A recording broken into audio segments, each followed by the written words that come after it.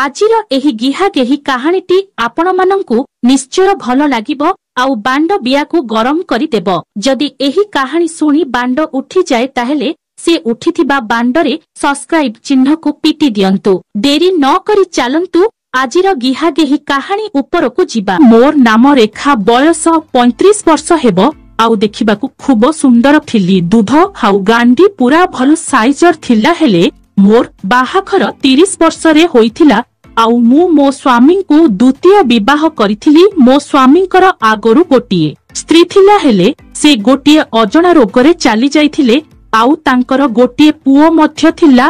आउ मो बाहाघर पई सेठारु प्रस्ताव आसिला आम परिवार लोक आउ मु राजी होइगलु। काहेकि ना मोर भी गोटिए बहुत बड़ असुविधा होइथिला। छोट बेले मोर गोटिए छोट दुर्घटना घटिथिला। सेतबेलकु डाक्तर आम परिवार लोकंकु कहिले जे तुम झियो आउ जीवन रे केबे पिला जन्म करी पारिबो नाही। सेथिपई आम परिवार लोक बहुत दुखरे थिले हेले आउ मो पई बर खोजिबारे बहुत असुविधा हेउथिला। आउ सेथिपई आम परिवार लोक आउ मु ए प्रस्ताव सुनी बहुत खुशी हेले आउ मोर बाहाघर सेठारे करिदेले। मो स्वामी को मु आगरु से सब कथा आम परिवार लोक कहि सारिथिले आउ सेथिपई मो बाहाघर परे मो स्वामी मते एते ध्यान देउ नथिले आउ मते बहुत कम टाइम पर्यंत गेहुथिले आउ मो बियार गलु जमा मारी पारु नथिले।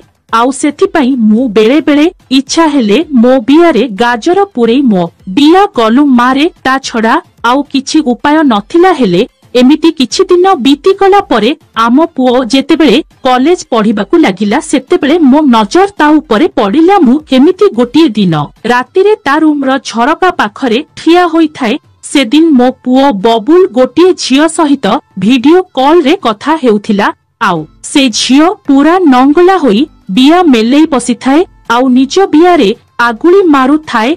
आउ मो पुओ बबुल ता बांड को जोर जोर हलाउथिला। मु भाबिली मो पुओ बहुत बड़ होई गलाणी आउ किहा गेही विषय रे जानी सारिलाणी आउ से एबे गजा टोका अछि जाहाकु बी गेहिबो पूरा जोसरे गेहिबो। मु भाबिली सेठारे ताकु डराई गिहा खाइबी हेले मु चिंता कली जदि सेमिति करिबी ताहेले से मोते भलरे गेहिबा नाही कारण ता मनरे डर थिबो।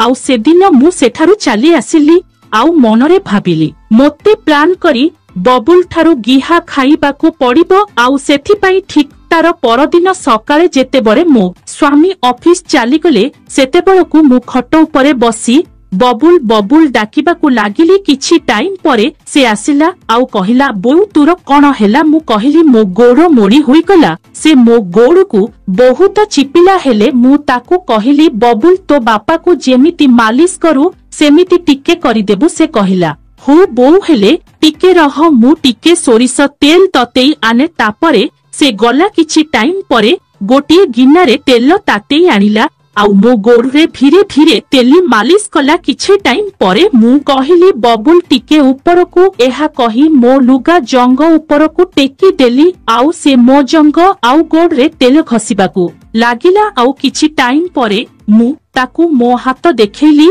आउ कहिली हाथ को टिके मालिश करि दे। से हाथ मालिश करिबा परे से कहिला हो बोउ मु एबे जाउछि हेले मु ताकु कहिली आजि ट्यूशन जा ना मोर देहरे टिके भल भाबरे तेल मालिश करि दे आजि मते बहुत कष्ट लागुछि। से कहिला हो हेले कोठी करिबी। तापरे मु खटरे मुह माडिकी सोइली आउ कहिली मो अंटारे टिके मालिश कर। तापरे से मो अंटारे तेल मालिश करिबाकु लागिला। मु ताकु कहिली टिके उपरकु। तापरे से मो पिठिरे मालिश कला। तापरे मु ताकु मो गांडी उपरे करिबाकु इशारा देली आउ से मो गांडी उपरे करिबाकु लागिला। आउ किछि टाइम परे मु कहिली रहिजा एमिति भल लागु नाही मु लुगा टिके तळकु करी देउची। तापरे मु उठिले आउ मो ब्लाउज को खोलिली आउ मो लुगा छाया को ढिला करी तळकु करिदेली आउ पुणी सोई पड़िली। हेले बबुल एबे हिट होई सारिथिला आउ से मो लुगा आउ साया पूरा खोली देला। मु कहिली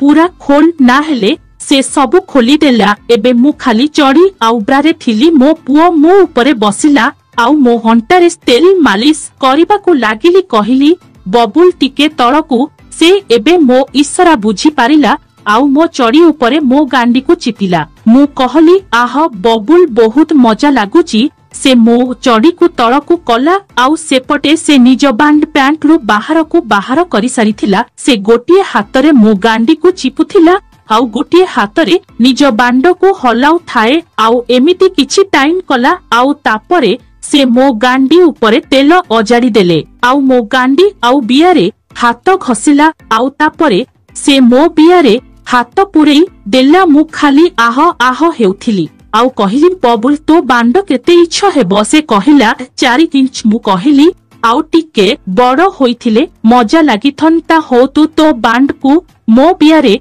पुरई दे। से मो बियारे बहुत टाइम आंगुली पुरई हलाइला आउ मु कहिली आह बबुल आउ संभाली पारु नाही। तापरे मु मो गांडी को टिके ऊपर को टेकी रखिली आउ से मो पछपटु मो बियारे बांड पुरई देला। आउ ता बांड जेतेबेले मो बियारे पसिगला मते बहुत काटिला। मु कहिली बबुल तो बांड 4 इंच नुहे बहुत बड़ 8 इंच हेबो। से मो बियारे जोरे गेहिला आउ किछि टाइम परे मते आंठेई देला। आउ मो बियारे तेल पकेई पुणी बांड पुरई गेहिला। मु कहिली बबुल तो बीच को मो बियारे पुरई दबो बहुत दिन हेला तो बापा मते गेही नाहंती।